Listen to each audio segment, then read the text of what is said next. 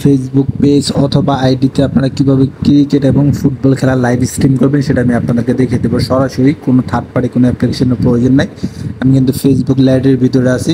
তো এটা দেখতে পাচ্ছেন একটা আইডি, এই আইডি দিয়ে কিন্তু আমি সরাসরি লাইভ করবো। যে গো লাইভে ক্লিক করলাম, ক্লিক করার পর এখানে আপনারা লাইভে যে টাইটেল এবং হ্যাশট্যাগুলা কিওয়ার্ডগুলো দিবেন সেগুলো আপনারা কী করবেন এখানে আপনারা দিয়ে দিবেন। তো এগুলো আমার কপি করা আছে, আমি কপি করে নিয়েছি অন্য একটা প্রোফাইল থেকে।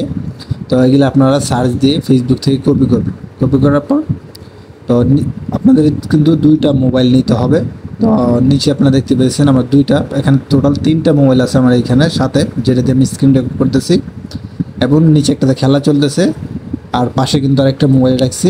তো আমি এখানে একটা মোবাইলে খেলা ছেড়ে রাখছি, এই মোবাইলে কিন্তু একদম সাউন্ড আমি ভলিউম একদম জিরো করে রাখছি। আর পাশে যে মোবাইলটা দেখতে পেতেছেন এটাতে কিন্তু আমি গান ছেড়ে রাখছি। তো খেলার সাউন্ড কিন্তু আমি দেবো না। তো খেলার সাউন্ড দিলে কিন্তু সাথে সাথে সাথে কপিরাইট চলে আসবে। তো অনেকেই বলেন ভাই কিছুক্ষণ দেখানোর পরে কিন্তু কপিরাইট চলে আসে।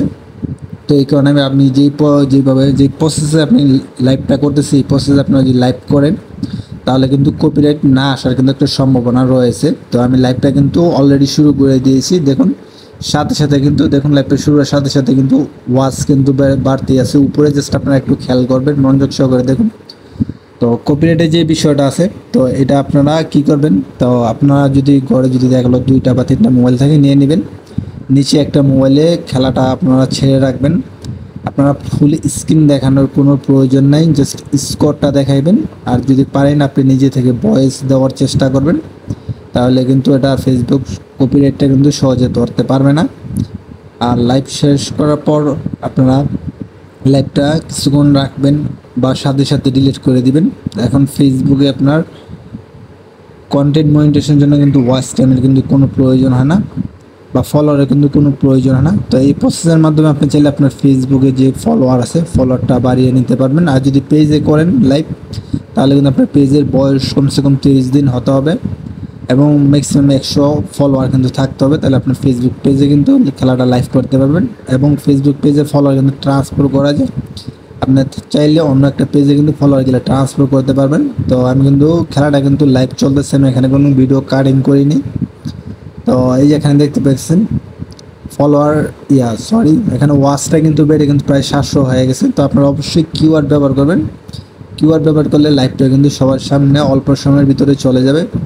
এই প্রসেসের ভিতরে মাধ্যমে আপনারা ক্রিকেট এবং ফুটবল খেলা দুইটাই কিন্তু লাইভ করতে পারবেন কোনো ঝামেলা ছাড়া।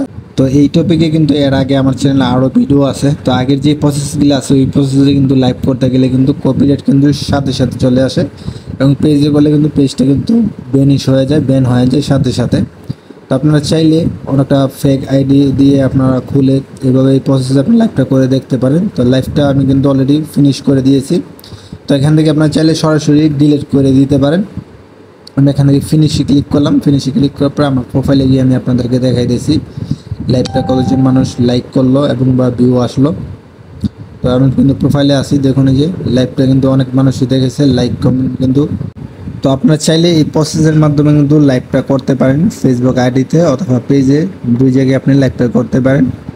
তো আশা করি সকলে বুঝতে পারছেন। তো ভিডিওটি ভালো লাগলে অবশ্যই লাইক করে চ্যানেলটি সাবস্ক্রাইব করে দিবেন। ধন্যবাদ সবাইকে।